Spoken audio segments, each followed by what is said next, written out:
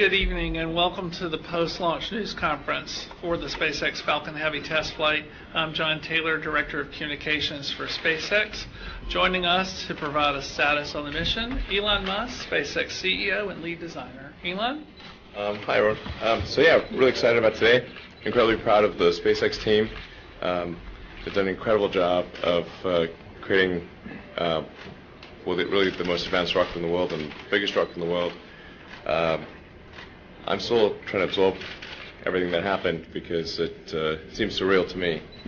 I had this image of just a giant explosion on the pad with, a wheel bouncing down the road and like the Tesla logo landing somewhere with a thud. But fortunately, that's not what happened. The mission seems to have gone really as well as one could have hoped, with the exception of center core. The two side boosters. If you guys were here, you saw them land. That was epic. I think that's probably the most exciting thing I've ever seen, literally ever. And then the center core obviously didn't land on the drone ship, or we would have shown that. I think we're looking at the issue, but I think it didn't have enough propellant to relight the all three engines. Enough for something called TTAB, triethyl aluminum triethyl boron, that's used to light the engines. So I believe that the center one lit, I believe, and the outer two did not, and that was not enough to slow the stage down. Apparently, it hit the water at 300 miles an hour. And took out two of the engines on the drone ship. So if we got the footage, that sounds like some pretty fun footage. So if the cameras didn't get blown up as well, then we'll put that out for just the blooper reel. But that's near the end. We weren't going to reuse that center core anyway, or the two side boosters. So side boosters, we'll figure out some place to put them, but. Since they're not Block 5 or version 5, we weren't planning on reusing any of the cores. The upper stage seems to have worked perfectly so far. The two burns were executed correctly. And we'll see if the upper stage avionics survive quite an arduous trip through the Van Allen belts. Normally, the stage will pass very quickly through the Van Allen belts. Here, it's essentially dwelling there for several hours. And then it's going to do a restart, deplete its propellant, and go to transmos injection. And the propellant levels all look good. The propellant, after the second burn of the upper stage, we were only 0.3 sigma away from predictions, so which is basically very minor. So it has plenty of propellant to complete the transmos injection, assuming that the fuel doesn't freeze and the oxygen doesn't boil off and the electronics don't get fried. So those are the issues. We'll find out in a few hours if that burn is successful. I don't think there's anything else I know that's worth mentioning. I went out to the landing zone, took a look at the side boosters. They look in really good condition. So they're both reflyable, although, as I said, they're a combination of version 3 and version 4. So we're only going to be reflying really version 5 at this point. That launches shortly. And that'll be our mainstay. We'll stick to version 5 for the Falcon architecture. We don't expect to have a version 6. All right, any questions that I haven't answered? I'll do my best to answer them, but I'm not sure if I have the information yet, but I'll try. So we're going to start in the room, and the first question goes to David Curley from ABC News. Elon, spectacular. What did you learn? What did Falcon Heavy teach you? Taught me like crazy things can come true. Because I didn't really think this would work. When I see the rocket lift off, I see like 1,000 things that not work, and it's amazing when they do.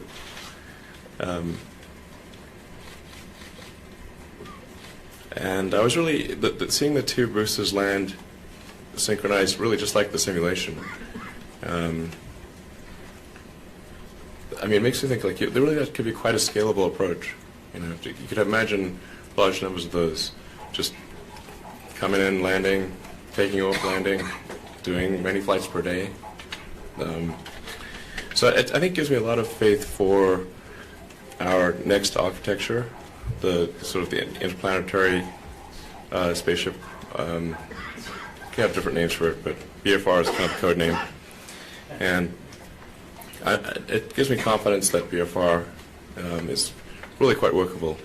I was actually looking at the side boosters, and like they're pretty big. You know, they're 16 stories tall, 60-foot leg span. But we need to be way bigger than that.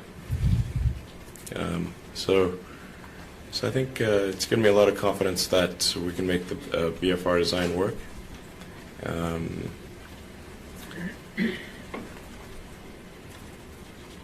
Yeah, it's. I have tremendous confidence, obviously, in the SpaceX team. So I think we can really do this a lot, you know, and keep advancing the technology to achieve full and rapid reusability, which would have a profound effect on the future. And one of the interesting things about, say, Falcon Heavy versus Falcon 9 is that Falcon Heavy has the same level of expendability as Falcon 9. So if you look at, say, the price of Falcon 9 is $60 million, Falcon Heavy is 90, even though it's got 3 times as much capability. Because in both cases, the only thing that's expended is the upper stage. We're going to start recovering the fairings, the big nose cone. We're going to recover that, recover the boosters. And so there's really, the cost difference really between a Falcon 9 and a Falcon Heavy is minor. The next question from Marcia Dunn at Associated Press. Marcia Dunn, AP. What was going through your mind? How amazed were you to see your roadster up there with Starman just cruising along with the Blue Planet? And how long will we be getting live views, do you think, from the car? Well, I think it looks so ridiculous and impossible. And you can tell it's real because it looks so fake, honestly. We'd have way better CGI if it was fake. And you know, the colors all look like kind of weird in space. There's no atmospheric occlusion. You know, like everything looks too crisp. But we didn't really test any of those materials for, you know, is it space hardened or whatever, you know. So it just has the same seats that like a normal car has. It's just literally a normal car in space, which I kind of like the absurdity of that. And if you look closely, on the dashboard, there's a tiny roadster with a tiny spaceman. So, because Hot Wheels made a Hot Wheels roadster, and a friend of mine suggested, hey, why don't you put that Hot Wheels roadster with a tiny spaceman on the car too? I'm like, that'd be cool. Sure. So we did that. I mean, it's kind of silly and fun, but I think that's, you know, silly fun things are important. And normally for a new rocket, you know, they'd launch like a block of concrete or something like that. I mean, that's so boring.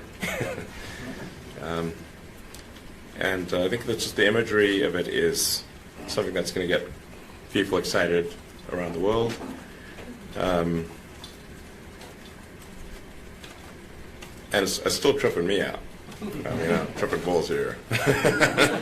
Tripping balls here.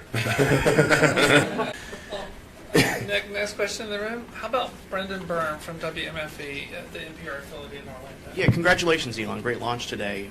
Where do you see the Falcon Heavy fitting into this launch industry? Is this something that is going to be for more national security? Do you see this for interplanetary missions? What's the future of Falcon Heavy?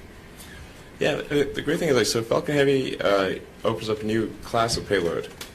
So it can launch more than twice as much payload as any other rocket in the world. So it's kind of up to customers what they might want to launch. but it can launch things direct to Pluto and beyond. No stop needed. You don't even need like a gravity assist or anything. And it can launch giant satellites. It can do anything you want. You could go back. You could send people back to the moon with a bunch of, if you did a bunch of launches of Falcon Heavy and did an orbital refilling. The 2 or 3 Falcon Heavies, would equal the payload of a Saturn V. But I wouldn't recommend doing that because I think the new architecture, BFR architecture, is the way to go. But I think it's going to open up a sense of possibility. I think it's going to encourage other companies and countries to say, hey, if SpaceX, which is a commercial company, can do this, and nobody paid for Falcon Heavy, it was paid for with internal funds, then they could do it too. So I think it's going to encourage other countries and companies to raise their sights and say, hey, we can do bigger and better, which is great. We want a new space race. Space races were exciting. How about one more in the room? How about Daryl Neal from the Fox affiliate here in Orlando? Mr. Musk, kind of talk us through your thought process as you were watching the launch. You said you were incredibly concerned about it. You just wanted to clear the pad because it kind of set expectations low. So talk me through as you were watching it. Yeah, I think this is true of anyone who's involved in, close in the design of something. You know all the ways they can fail, and that's like the sort of mental checklist that's scrolling through your mind. It's all the things that can break. I mean, there's thousands of things that can go wrong, and everything has to go right once the rocket lifts off. There's no opportunity to do a recall or upload a software fix or anything like that. It's either passing grade is 100%, at least for the ascent phase.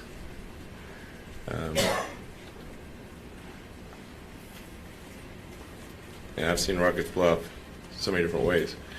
So, it's a big relief when it actually works. One more question in the room. I bet the first, when they first, whoever's when they're like first launched like a 747 or DC-3 or something like that, I bet the chief engineer was like, I can't believe that thing's flying. One more in the room, and then we'll go to the phone. How about Irene Klotz from Aviation Week? Irene? We need to have you on mic first for the folks on the phone to hear. Thanks. I can hold it. Okay. Thanks. Irene Klotz with Aviation Week. Congratulations. Can you talk to us a little bit about what needs to happen to certify Falcon Heavy for the national security missions, how far along you are in that process, and how many flights you might need to do, and also if you're able to say anything about how much your SpaceX's investment to get to the rocket to this point. Thanks. I think we only need, I think there's it depends on which national security mission that we'd need to, how many flights depends on which mission. But we have a number of commercial customers for Falcon Heavy. So I think, I really don't think it's going to be in any way an impediment to acceptance of national security missions. We'll be doing several Falcon Heavy missions, flights per year. So let's say if there's a big national security satellite that's due for launch in 3 or 4 years, we'll probably have like a dozen or more launches done by then.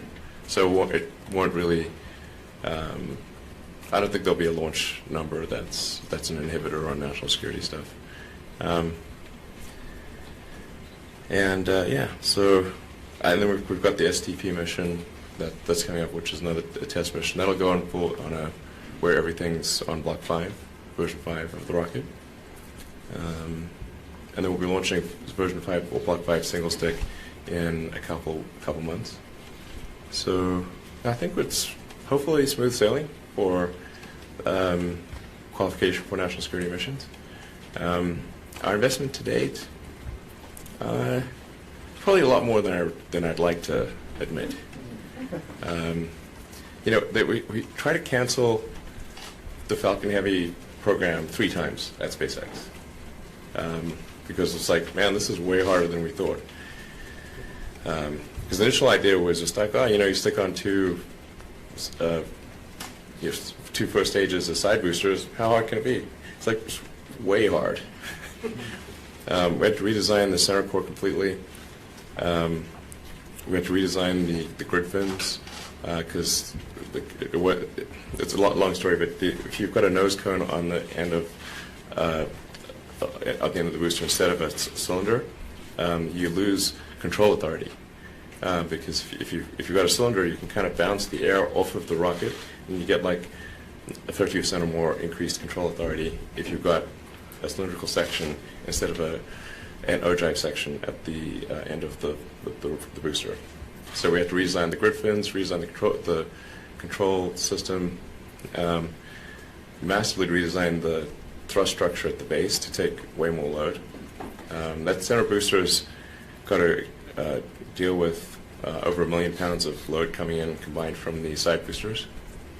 So it ends up being heavier.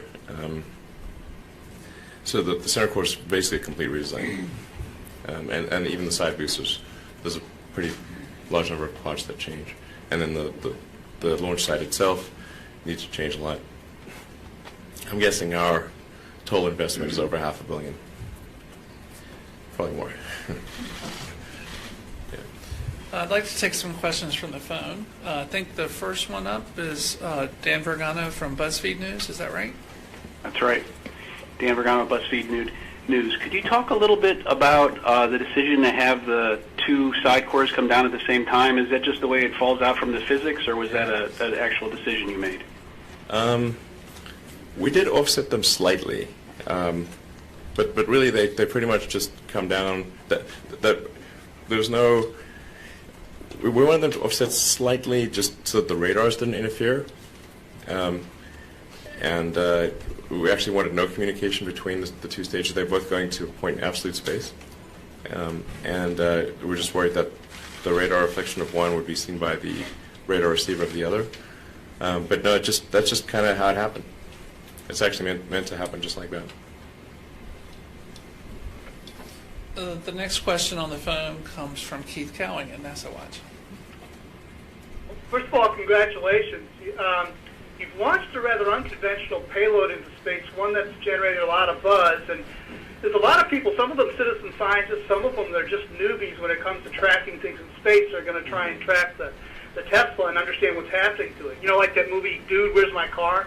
Yeah. And other than the live webcam today, what is SpaceX going to do to interact with this community of Tesla trackers once the car leaves orbit? Do you have a plan, or are you just going to kind of wait and see what bubbles up on the internet and react to it? We don't have a plan. No plan. The battery's going to last about 12 hours from launch, roughly. And after that, it's just going to be out there in deep space for maybe millions or billions of years, who knows. Yeah, maybe discovered by some future alien race, thinking, what the heck, what were these guys doing? Did they worship this car? Why do they have a little car in the car? That'll really confuse them. I'm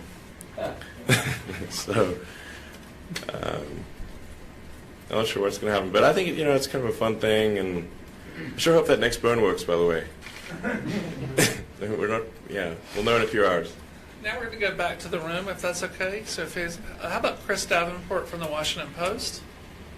Chris, you can wait until we get you mic'd. Thanks. So now that you're focusing more on the BFR, I wonder if you could talk a little bit about the timeline. I know you said it's coming along faster, and then what that means for your plans for Mars and the Moon. Well, I don't want to get too off topic, but I think we might, if we get lucky, we'll be able to do short hopper flights with the spaceship part of BFR, maybe next year.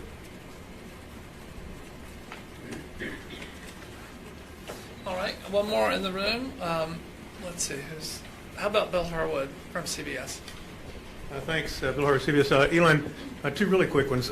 You mentioned the drone ship, a couple of thrusters got Did the thing land on the ship or nearby? No, so And I had a again, I want to take like any information I give with regard to this with a bit of a grain of salt, because I'll tell you the information that I have. What that information I have may be incorrect.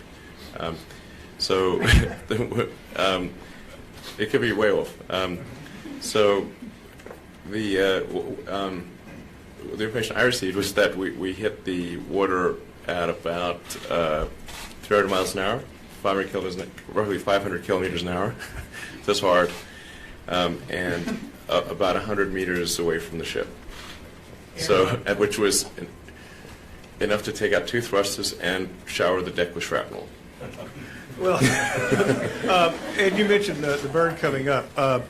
Can you give us any sense of, I know you're burning to depletion. I mean, how long a burn are we talking about, and when you hope to have some confirmation to be able to tell us that it did or didn't work? Thanks. Actually, I don't have the number length of the burn offhand. I was just looking at the profound residual sigma, which is like the key number. It's a decently long burn though, maybe a minute or so. Yeah, that'll be in a few hours, hopefully. I actually don't have the latest telemetry because I was just out at the landing zone, and haven't been back to launch control since going to landing zone, so I don't have the latest information on the status of the upper stage. Tom Costello from NBC News, please. Right here in the front row, blue jacket. Well, congratulations again. I want to follow up on Chris's question, because Chris asked you what's your timeline potentially to go to the moon or Mars, and you said, did you say as soon as next year? Can you quantify that? Then I had my real question. I'm just doing Chris's work. Sure, yeah. Yeah. Well, by hopper tests, I mean kind of like we had the Grasshopper program for Falcon 9, where we just had the rocket take off and land in Texas, at our Texas test site. So that would be, we would either do that at our South Texas launch site near Brownsville, or do ship to ship. We're not sure yet whether ship to ship or Brownsville, but most likely it's going to happen at our Brownsville location, because we've got a lot of land with nobody around, and so if it blows up, it's cool.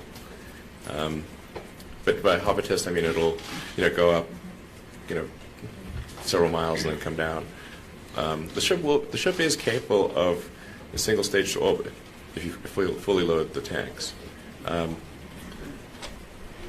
So we'll do flights of increasing complexity. We want to test the heat shield material. Something like fly out, turn around, accelerate back real hard, and come in hot to test the heat shield, because we want to have a highly reusable heat shield that's capable of absorbing the heat from interplanetary entry velocities. So it's really tricky. The potential to go to Moon or Mars. What's your timeline there? Yeah. So there are a lot of uncertainties on this program, but it is going to be our focus after. Now we're almost done with Falcon 9 and Falcon Heavy.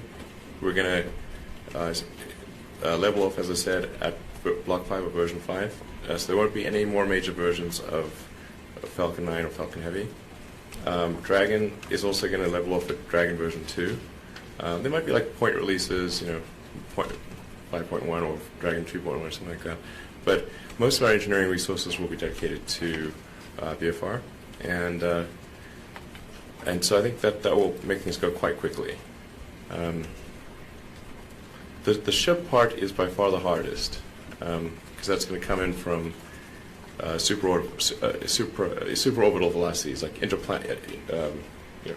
Mars transfer velocities, Moon transfer velocities. These are way harder than coming in from Earth orbit. There's some of the heating things that scale to the 8th power, which I didn't realize there's anything that scales to 8th power.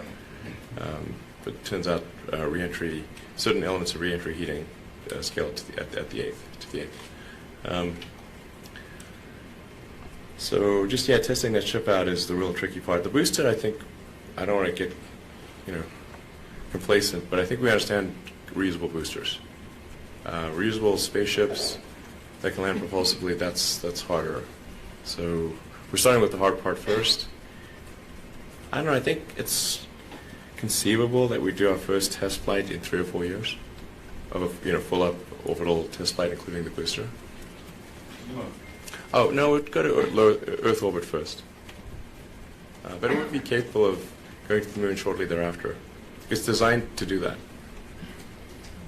Elon, we want to be sensitive to your time. How many more questions you want to take, or how much time? A couple, 2 more questions. Maybe? Okay, sure. There is a gentleman who came from our Reddit community that I want to definitely call on, and I don't know your Reddit handle, and I don't want to say your name. So you can introduce yourself with your name or your handle. Hi, Elon. My name is Martin Avenio, and I'm with Reddit's our SpaceX community. I'd like to congratulate you as well, as so many people have done just now. I'd like to know about Starman's spacesuit.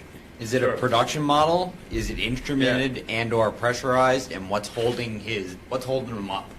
Well, there's a mannequin inside, so it's just basically stuffed. But yeah, that is the actual production design. So the real one looks like just like that. That in fact, that's one of the qualification articles.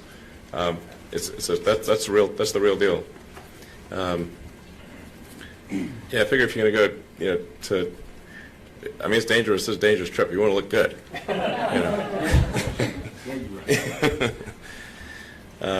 Yeah, it took us 3 years to design that spacesuit. It was real hard. It's easy to make a spacesuit that looks good, but doesn't work, or that works but doesn't look good. It's really difficult to make a spacesuit that looks good and works. And you have to make it a multi-part process, and it was surprisingly difficult, very difficult. Yeah. How about Dave Musher from Business Insider? Start right there. Hi, Dave Mosher from Business Insider. Thank you so much for doing this, by the way. I want to go back to BFR for a second, since you were talking about that, and also Starman, which is such an inspirational thing that's happening. Have you given any thought to what you might do with BFR in that way? What is the payload, and any thoughts to that? No, no idea. Suggestions are welcome. I mean, it's a beast. So, the BFR 9-meter diameter, 30 feet roughly diameter, which is, you can put a lot in 30 feet diameter. 110, 120 meters long. Yeah. Big. Although, I bet it doesn't look that big after a while. All right, maybe a couple more. Yeah, sure, one more. Yeah. Sure. How about Tim Fernholz from Quartz in the back of the white shirt?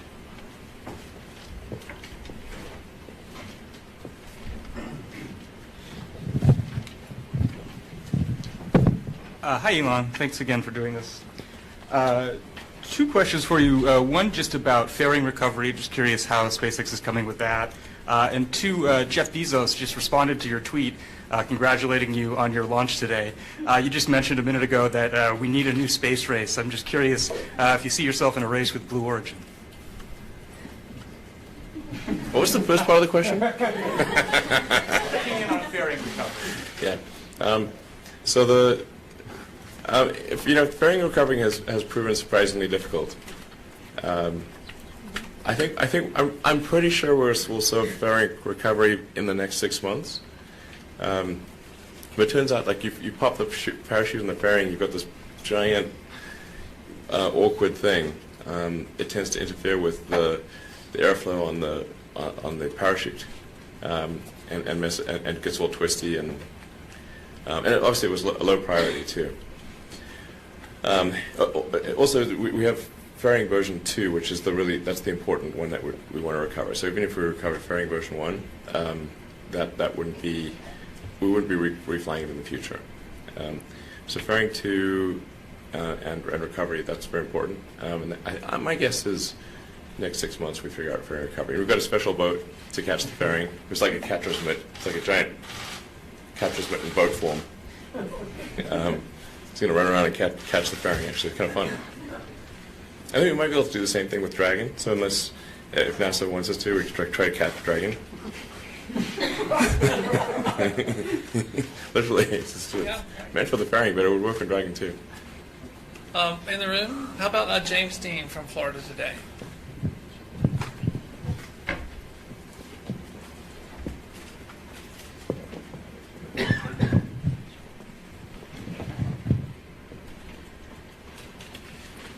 Thanks so much, Elon. James Dean, Florida Today. Speaking of those Dragons, could you give us a status on commercial crew and when we might realistically see an astronaut just getting to low Earth orbit, much less the Moon or Mars? Yeah, we're making great progress on Crew Dragon, or Dragon version 2. That's, yeah. Actually, in terms of company priorities, obviously mission assurance is always number one as a priority, but then the priority used to be Falcon 9 Block 5, and then a month ago I said absolute priority is Crew Dragon. So we're pretty much done with Falcon 9 Block 5 or version 5. Pretty much almost done with Falcon Heavy. A few tweaks that would occur with Falcon Heavy Block 5, but they're minor. And so it's all hands on deck for Crew Dragon. And our goal is to, we're aspiring to fly crew to orbit at the end of this year.